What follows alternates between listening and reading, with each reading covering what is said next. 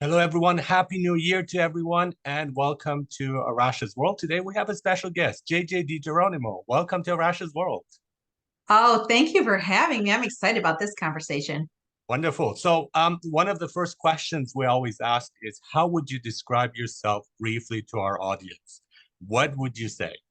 Well, I would say that I'm on a journey and that I've had many pit stops and some pitfalls, but I feel like I'm constantly learning about who I am and why I'm on the planet. Exactly. So, your book is called Seeking. That's correct, and you do have a community together we seek. Let's talk about that. That would be great. It's Mhm, definitely my passion mhm. now to share my journey with others in a way that makes it more inviting for people to learn more about their journey. So you're talking about pitfalls, and I'm kind of really interested in when things are not going well, because I find those are the learning moments. That's when we can, if we take advantage of it, we can advance so much more and grow so much more. Looking at that. So, what has been your experience, especially with many people shun failure, but what would you say how to deal with that specific occasion of failure? Yeah, well, that's taken a long time. I think for me, I really had to learn mindfulness, which really allowed me to be in the present moment. And I don't think I really learned that in my first 40 years of life. And so it wasn't until I really got understood how to be present that I could actually put the practices I'm going to share with you in place. Because what I would always focus on is my ego would take over and say, oh my gosh, this person's going to think this, and this is what's going to happen the first. So I'd go into a worry or I would reflect on the past and like beat myself up. And so it wasn't until I could really say, are you in the moment? Does this matter? Why does it matter? What are you learning? And why do you think this is happening to you right now? Mhm. When I'm in the moment, I can actually ask myself those questions, which is not easy because society so often trains us to either live in the past or live in the future. And so we don't often have the opportunity to gain the knowledge in the lesson. And that's exactly it. So little time is spent on the present because we're always thinking, as you're saying, we're worried about the past, we're worried about the future, and then the present just goes by and we don't notice things. And that's where the learning would happen. That's where the growth would happen. And we seem to evade it in different ways, whether like consciously or unconsciously. And I find that quite fascinating. And another thing that I'm quite interested in, because I've gone through the same path, I was wondering if that is something that is kind of also natural, that with age there is a certain wisdom that comes with it, or whether it's our seeking, because I've been always seeking since I was a teen, or maybe it's a combination of both. What's your stance on that? Well, I agree with you. I think it's a combination of both. I think you have to have enough like skid marks to really start to say why, Yeah. why. And I don't think that often comes, at least for our generation, we're close in age. So at least in our generation, that doesn't come when we were younger. Now, the new children coming onto the planet now, they're more awakened. So they are asking questions at a much earlier age than we asked. And then secondly, I do a lot of birth charts. So I believe in Chiron, goes around our cycle and around our each of our signs and our houses and comes to fruition around our 50th birthday, which I am almost. And Oh, I cool. think when you have Chiron, it really helps, like it often prevents you from doing your life's work until you have up enough courage and experience to really push in that direction. And I think that does come with age too. And there seems to be also, I don't know if that's a planetary thing, but there seems to be a push towards renewing yourself, of changing things. So many people are switching careers, and so many people are just changing their lives, kind of whole scale. And I'm wondering if that is something like in constellations too that is happening. It was due to the pandemic often, but there's other forces at play too, I think. We have a lot of planetary shifts coming up here Yeah. soon, and I feel like it often has us questioning, am I in the right place? How do Uh-huh. I feel about my life? I do think COVID was a huge uh, launching pad for a lot of people to self-investigate where Mhm. they are in their lives and the choices they've made up to that point. I think, yeah, wake up call, really. And it's like we usually go through autopilot when things are going well. And then when something happens, suddenly it's like we wake up and we say things are not as I thought them to be, perhaps. And I think that's very helpful. So, what are your strategies, your techniques, your methodologies that you're using? It's ancient and new, and let's talk about some of those methods, energy-based methods, right? Yes. Yeah. So before I jump into that, I would just love to give some perspective. Like I have a computer engineering degree. I've spent a lot of time in Silicon Valley. I had a career in technology for over 20 years. But it was when I hit sort of my mid 30s that I was sort of saying, do I feel fulfilled? Why do I still yearn for something more? I have a great career, a great title, but I'm still feeling unsettled or I'm not really aligned to the right spot. And so for me, in my human design, I am a trial and error person. So I have to go out and find ways to kind of check out all different things. And then I bring back the best of the things I found to the people I know. And funny enough, I would never, ever say that I'm a great writer per se at first when I started writing my first books in 2010. But over the years, tapping into some vulnerability and really my soul's lessons, the words just like flew out. And now both of my books, and my third one's up right now for some awards. So I feel Cool. like the trial and error has given me permission to share my findings with others, which has then resulted in books and ultimately has changed my career.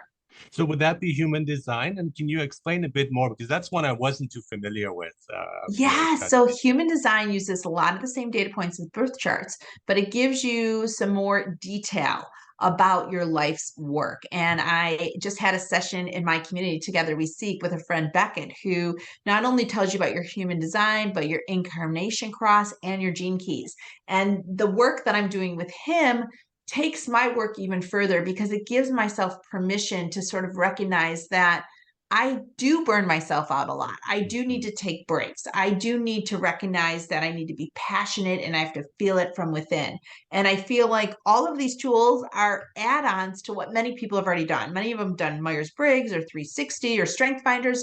So the birth chart and human design and maybe even numerology or Enneagram, they're all tools to give you additional insight to kind of how and why you're here. I like the personalized version of it, of really like adjusting and tailoring it to the individual. Because I find with a lot of self-help books too, it's just like general advice. And it's like, but how does that relate to me and my struggle and my challenges and so on? And I really like that of focusing really on the person. Yeah, and I like that too. And I write my books with a lot of questions like what happened because I feel like you get glimpses of your life's work early on. And so if you're really honest with yourself and you can kind of think about things that have happened in your life that really got you excited or upset or triggered you in some way, oftentimes that's not on accident. And many of us can see how something 25 years ago or 45 years ago triggered us. And it's funny because if you start to pay attention, you get little seedlings or little indicators of why you're here and what you chose to do when you came down. And really looking at your childhood and seeing like there's a lot of these things we don't process properly, and we can't because our brain is not capable of doing it. But now looking back with like 2020 hindsight and looking at the issues that were going on and try to resolve them, I think that's hugely important for me. That the knowledge of psychoanalysis has really helped to shed light on that and to work through those things. But there's also another dimension. There is also past lives. Let's talk about past life regression and things like that too. It's Oh, fascinating. that's fun. I was just listening to Dolores Cannon this morning. I love her. She, stumbled across past life regression on accident. She was doing hypnosis for people that wanted to stop smoking and do other things. And then she tapped into some knowing that obviously wasn't related to this lifetime. And I've been to a few of the people that have taken her training and her certifications. And I feel like our soul comes with a lot of knowing that sometimes we tap into, sometimes we have access to, and sometimes we don't. And I'm a believer, and everyone has to kind of believe whatever makes them feel good and aligns to their best self. But I'm a believer that our soul carries through many generations and experiences, and often sort of tips us off in ways that doesn't make sense sometimes to our body. Exactly. Yeah. And I think it's also when we meet somebody and it clicks. With some people it clicks and with others it doesn't. And I wonder why, because what is it that makes us feel that way? And the same also going to places. When I went to Venice, I was like, oh, but this place looks familiar. And I don't have it with every place I go to. So it's that kind of like there's something more there. Oh my gosh. I just interviewed with this woman, Nat, and she does astro astrocartography, and she maps your birth chart to the places on the planet that you are naturally aligned to. And it's just a really cool gift to give yourself, or if you want to do and kind of see like what parts of the planet really draws your energy. Hmm. And so also in looking at astrology, I find it's really fascinating when you really get to it. And sometimes it depends. I mean, there are some that give you again like self-help books, general advice. There's some that are so specific that I think, oh my God, like how do you know this? Do I have like cameras in my room? Because it's like your dishwasher has broken, you need a new one. You want to try a different brand. It's like really like specific. Like, I mean, that's just a silly example, Yeah. but some of it is just exactly what I'm thinking and going through. So how does that work? And secondly, what was your experience with astrology, and how did you Yeah. find it and discover it for yourself? Well, it's interesting because I feel like my mom introduced it to me when I was 12, not really realizing that I would lean on it so heavily later in life. But there's a place in New York called Lilydale, and it's a place of mediums that go and live, and you can go there and get a reading or have, a chart designed. And I just thought it was a fun place to go. I didn't really understand the magnitude it would have in my life later and how important this other level of knowing would play into my own life's work. And I think for many of us, if you feel like you want to explore other options or ideas, I always say, like, ask friends, like, have you ever gone to a medium? Have you gone to a psychic? Or do you know someone who does birth charts? Because I feel like it's not something you just want to go on the internet and look at. Yeah. Um, Mhm. Although one of the things I love is YouTube. I mean, I listen to YouTube all the time before I go to sleep on what's happening with my sign and what's happening in human design, or even listen to Cannon or many, many other awakened healers. And I feel like there's so much more available to us if we're interested. I think we need to be open and curious and give things a shot. And you don't have to subscribe to it. You don't have to believe it. But there are a lot of people who just block it and they say no. Like this is not science. And just as an example, we see today is when it comes to UFOs and aliens, and suddenly now there's this shift that we have scientists who are saying, yeah, well, it's a possibility. We have like evidence that there is something going on. And so I think we have to, that really woke me up too. It's like, I have to be more open. I have to be more accepting of other views and not just quickly judge them, you know? Yeah, I was in this morning, I went to a Kundalini class, which Mhm, I don't usually go to, but I just felt called to do so today. And the teacher said, many of us believe in magic. mhm. And the people that believe in magic can see the people that necessarily don't believe in magic. But the people who don't believe in magic don't necessarily know that we're around, which are people that believe in tapping into an energy bigger than ourselves, however you may do it. But I find great peace in it because I feel not alone. I feel more validated, and I feel like our life has a bigger purpose. Yeah, I absolutely believe in magic. I mean, it's just all around, and you just like once you see it, there's like so much that is happening that are miracles, and it just goes by unnoticed because we are our society, our upbringing, our brain, we just try to analyze and rationalize things, and I think that's a shame because we're closing off a pathway to that intuition, that knowledge that exists. And reason is just only part of it. You do need both, of course, but as kids, we have more contact with that kind of world. You know, when we believe in magic, we believe in things, and we kind of lose that. We kind of become estranged from that, and that's a shame. It is, and I feel like it's conditioned out of us the way Mhm, that our mhm, our like a socioeconomics and also the psychology and the framework that the world as a whole has decided to participate in. I mean, we are very, very heavy with religion, and mhm, religion often tells us no, no, no, no, no. mhm. Yeah. Yeah, but it's also religion is often in various religions, they're close to all the interesting part, like astrology, like tarot cards, and so on. And I find that that's also a shame because it's like that's not what religion is or should be about, you know? Well, and I feel like, a lot of times religion tells us like that they're going to help us get closer to something that we Yeah. ultimately can get closer to ourselves. But believing that we are part of something bigger is hard for many humans to really believe. We feel like, are we? Are we not? How does that work? And, the kind of what it came to me one time is you think of our human bodies, it's sort of a vehicle, right? Mhm. And we get little teardrops from a much bigger light of energy kind of gets dropped into our bodies, and then all of a sudden our eyes work and our body works and we're alive. And Mhm. so we have this white light of a higher energy, a higher purpose within us, but we are contained in this body that has this crazy ego that often Mhm. overshadows the light. And I feel like most of our life's journey is figuring out how to get the light to shine brighter than the ego. I love that. So how can we do that? What are ways of releasing the fears that we have, the insecurity, the anxiety to connect with that source that you're talking about? Yeah. So, it's not, it seems simple, but it took me 3 or 4 times. I really feel like you have to get into the present moment, which you can almost not do without training. John Mhm. Kabat-Zinn is one of Oh, the, yes. So when you know he's him one of well, the, yeah. Mhm. yeah, gentlemen that I followed, I've gone to many of Mhm. his classes that were taught by other people. And I feel like really working at how to be present, like you and I are here right now. So being focused on the conversation that we're having and not what happened before, what's going to happen after, but being very present. And when you can train yourself to be present in the moment that you're in and allow yourself to let those other thoughts of what needs to happen next or what already happened just continue to float by. They're always going to be there, but you do not have to hang on to them.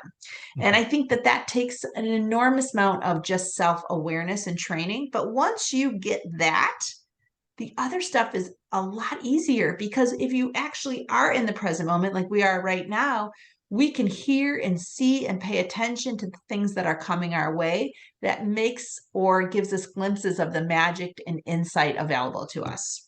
I find intuition is so important because my best decisions have come out of intuition and they haven't been rational or even reasonable in many cases, but they have been the right choices. And so I think it's kind of a knowing it too. Once it comes, there's like a voice in you, and it's not just fear. It's kind of you can distinguish. It's a different kind of voice. And but as you're saying, we need to pay attention to that. Otherwise, we won't see it and we can't act upon it if we don't know it. So how did you learn to do that? Because that probably has been available for a long time, but what Mhm. really was it for you that allowed you to accept it and lean into it? There is just something that it feels like this is the right thing, and I don't know why. And everybody will probably laugh at me if I say this, but this seems to be the right thing. And then once I followed that, it became true. And you go, okay, well, this is the correct path. This is, but it's what I find hard too, sometimes is just listening to my wishful desires, like what I wish would happen, and what is actually the right thing to do. And I've given an example on my podcast of like going to Mexico where I was teaching and I had student loans and the pay was really low. It was minimum wage or even lower. But I decided like I want to go there. And that's where I met my wife. So it's those kind of decisions where it just was like the worst decision you could make under the circumstances, but somehow it felt right. And did your mom or dad or who taught you to listen to that? No, Because I think they for many actually of told us, me not to listen to it. So it's like but yeah. it's kind of some sort of connection, I think. But again, also seeking. I've always been fascinated by tarot cards. Ever since I found tarot cards, they were so important to me too. And it's just kind of as a guidance of like what to do. But then I realized if I can tap into the intuition, I don't need the cards anymore because the answer is already there. And another thing is Yeah. just being opening your eyes. to things, to signs, when you see things, and without carrying like the baggage of the past or worry about the future. And it's Mhm. hard. It's hard to do, but once you do it, it's so rewarding, I find. I know. And I think it's hard sometimes to train other people how to tap into that Mhm, because we all get it different ways. mhm. And some of us have had it for a long time, but we've given it no, we haven't made it valid in our lives. I think the ego gets in the way too. It's like because you Ugh, want certain things a certain way. And that's something like we have to release, we have to relax actually for it to come. And when we tense, it doesn't happen. So that's one thing that's always helped me too. It's like just kind of, okay, let's take a step back. Let's not take things personally. Let's not see it like this person is attacking me or they're like insulting me, and just see it like, why am I reacting in this way? As you were saying, why am I being triggered? And then find the reason for it. And once that is resolved, then you become in a way invincible, because then it doesn't affect you as much, and you're not like worried about what will others think or how will they see me. And I find a lot of people who are running around, they are so worried about things that really don't matter. yeah, yeah, and I do think it's the stories. Like I read a lot about Brene Brown when I was going through the John Kabat-Zinn classes, and it really kind of singed the lesson because the stories that are on repeat in our head, I didn't understand what she meant by that. But then when I partnered that with mindfulness, I could almost see them take off, whether it's a story about my parents or my next door neighbor or how I felt at work, whatever it is, being able to intercept those stories, being like, that is not true. I'm not listening to you. Like, to me, that's been a huge game changer because I had a lot of stories and I also had a lot of like internal chatter that was not positive and really kind of dampened my light. Yeah, negativity is a big Yeah. part, and we these are the voices too. Also, when we're looking for meaning and purpose, often it's not what we really want; it's what others want for us. And so we are tapping into like what parents used to say, and this you should do this, you should do that. And but once you get rid of it, you clear it, then you get to down to what do I want? What is my personal purpose? Not what society tells me to do, parents tell me to do. What do I want to do? And often, once we explore that, it is just fascinating and we connect with that. And that's where the joy comes. That's why there are shifts too in career. You say, you know what? Technology is wonderful, but this is not my calling, my vocation. Yeah, that is the truth.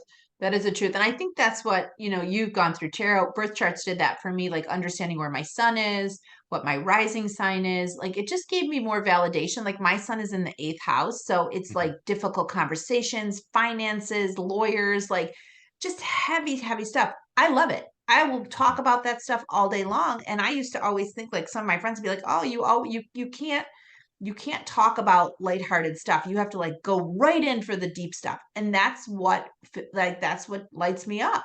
And so Yeah. knowing like what lights you up and using these other tools can be so instrumental to people because even on the human design discussion we had this morning, one of the guests was talking with one of the listeners and she was like, well, she wants to be a generator. Generator does like every single step, but she's actually a projector, and a projector has to be invited and needs a lot of downtime and doesn't really work at the same pace but can offer the same value if they know like how their design works. And I think she said, I've been trying to be a generator my whole life, but I'm a projector.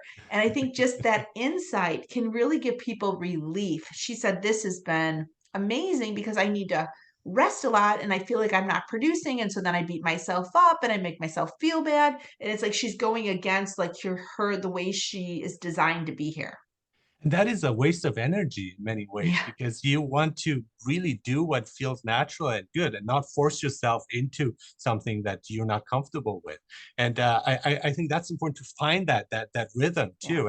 And just as you're saying, I think I like to like take things in, reflect upon them, and then act. I'm not the most like quick to respond to things because I like to like analyze things and look at them. But then sometimes it would be too much where I overanalyze and just think too much and then don't take action. So one thing that helped me was improv, where you have to respond quickly. And that really kind of helped me connect to another way of being, of like being spontaneous and so on. And I think really exploring those things, and this feels good, and this doesn't feel good, and it's fine either way. Yeah. Yes, and I think it brings us back to the point, like, you can only know how you feel in a moment if you're in that moment. Mhm. Exactly. And others cannot really tell you. It's really but you need to explore. I think going back to the curiosity and saying, like, let's try this out. Is this for me or is it not for me? I think Yeah. that's important too. And what about Yeah. female empowerment? That's something you are the president of Tech Savvy Women. That's fascinating. Let's talk a bit about that. Well, as I mentioned, I've been in tech for a long time. And when I was in my mid 30s, I started having kids and I had a big global job and I just felt like I needed more support. And so I brought women together just to be like, how are you doing this? What's working? What isn't working? How do you do this? And that started with 12 women in 2008. And it's now over close to 10,000 women on, I think, Oh my LinkedIn. goodness. So Wonderful. it's That's really awesome. growing. It's really Mhm. growing. It's taken on a life of its own, which is great. It's never been like a revenue stream per se, but it's just been a way to connect with like women. And the universe has sort of just taken it and it's on its way. So I'm happy to create a space for some people that feel like they can connect and need to connect in ways outside of work, even though they want to be related to people that do similar work. Yeah, and that's again society who tells women, okay, no, tech is not for you, or this is for you, and trying to again put us in a place that we don't feel comfortable with, or even like the opposite. Like I'm okay with tech. My son is good. He's a tech expert. I'm just barely like surviving. It's probably also our generation. We're like trying to adjust to new things. So many changes within just a lifespan. But I think it's also like kind of like finding out, okay, not just because I am a male does not mean I'm good at that, or from this ethnicity, I'm good at that or bad at that. So it's again really like tapping into the individuality, and I think that is often missing, where we see things more as just the representation of their class, their gender, their race, and so on, and that's not helpful. Yeah, that's for sure. That's for sure. But I think a lot of women specifically now are like, Mhm, why am I doing this? What's new? Is this how I want to spend my time? I think men are like going through that now too. I mhm, spend a lot of time with women in the work that I do, and I feel like wasn't really ready to write my third book per se, but I felt like I had to share the journey I was on in seeking because I felt like it's an ongoing process. There's no right time to do it, but to share with women that there are many tools, there's many people, there's many modalities, ancient practices, and ways to come together that can give you space to figure out how you want to use your energy in this lifetime. mhm. And seek and you shall find. So that we do have it in the Bible too, and religions too. And it's for me, it came more naturally because I was always like interested in that. I was interested in philosophy when I was in my teen years, Yeah. and I think I like to also like push people in that direction. It's like, don't just be satisfied with things you have. Just kind of try to look beyond it. Try to push yourself, step out of that comfort zone, explore again. And I think that is really that is often missing, where we just like, okay, I got what I need and that's fine, and we just like confine ourselves to things that are not even that important, or we seek things that are not as important, like things like money, where you just say, okay, it's good, it's important, it's necessary, I like it too, but there's more to it. And I think we lose sight of what really matters in values, the values system. Yes, yes. And a lot of the religious readings and practices and the different things, I love all that because it gives you Mhm, perspective. I think when I said earlier, I think sometimes the way that humans manipulate the mhm, information mhm, can make it confusing for people because it makes them feel like they can't get it on their own and there's like only a certain way. And I think for many of us, we are here in different cycles of our lives. They have, old souls and young souls and people that are trying to figure out and people that have figured it out or maybe are closer to a different level of awareness than other people. mhm, And I think mhm. for many of us, just giving us options to create more connection with self, connection with light, connection with a bigger purpose is really what people need right now, because I think this whole fear-based society, I think the way the media is portrayed to us, it keeps us very contained. Mhm. And so, how would you define spirituality, either for yourself or for others? And is it something that we can grow? Is it something that we're born with? Or what would you say? Where does it come from, really? And yeah, what are some thoughts on spirituality here? I love that. I think spirituality is a practice that gives us glimpses of insight of where we've been, who we are, and what we are to do here. I love that. I love that because my problem is also when people who say they're spiritual, most often the ones that I've encountered are not. And I find those who don't say anything, they are more. Same with religious too. There are people who are very religious, but they don't go around and talk about it and try to convert you. And because they are confident in their beliefs and they don't need to convince others. And I find that quite fascinating too. It's like they embody it, right? And I think that is often missing. That is often missing. And also in people who are talking about like growth and improvement and so on, we you need to see it in that person too. And so there's sometimes I feel a disconnect too. It's like a theoretical understanding of things, but the practice is missing. Yeah. And I think you can sense that in people's energy when you're with them. Yeah, If you're aware and attuned, you can say, yeah, they really are doing the work. And I think yeah. for many of us, we're here to do the work. We're Yeah. here to move through all the layers to get that light to shine brighter than the ego, right? The ego is so overpowering, it's so loud, and it's so full of fear and worry and disgust and all these things that really don't give us the ability to share the love and light that we have. And I think for many of us, we need to have tools, maybe people, practices that are easy to access so that we can learn how to get that light to shine brighter. And to have patience too. I think that's something I have mentioned Oh, here yeah. today. I think patience, hard work, yes, but also the patience that if you put the effort in it, it will pay off. And just believing in that as well, Yeah. that kind of faith, it's gonna work out. It's gonna be fine, and not lose sight. I think that's the worst thing we can do is just give up or just say there's nothing I can do about this. I think anything and miracles are really possible. You just have to like. It doesn't happen overnight. It's not just like, okay, today I'm fine. But it's like once you put in the effort, you go the path, you seek, and the title of your book, Seeking Again, once you are on that path of seeking, things will fall into place. It is magical, but yes, it's work every day. I work Oh at yeah. it every day of being present, of being optimistic and positive, about finding the lessons, about, analyzing times and places that I wasn't really the best version of myself and how I can overcome that in the future. So I think it's always, it's not a one and done thing to your Mhm. patient's point. Like I feel like it's an evolution, but I do think you notice because you start to attract things as you evolve and your frequency Mhm. raises, you'll start to attract similar frequencies, similar energy. But it does take work and it takes discipline and it Yeah, yeah. takes just almost like letting go and releasing to like almost build yourself back up in a way that really aligns to a higher purpose in life. But it's also fun. I mean, we hear Yeah. like discipline and hard work and say, oh my God, that's not for me. No, it's fun and the joy you get from it, it's worth so much. But you do have to take the path. And myself, when I say I got things figured out, something happens and it tells me, no, you haven't, and that's good because I think like our sense of perfection is misguided, where we think like we need to be perfect or we're striving for it. I just say, once you reach perfection, there's nothing else to do. So that's might as well be dead because it's our life that is continuous, the continuous growth, and just let go of that and just take one step at a time, one day at a time, and enjoy the journey.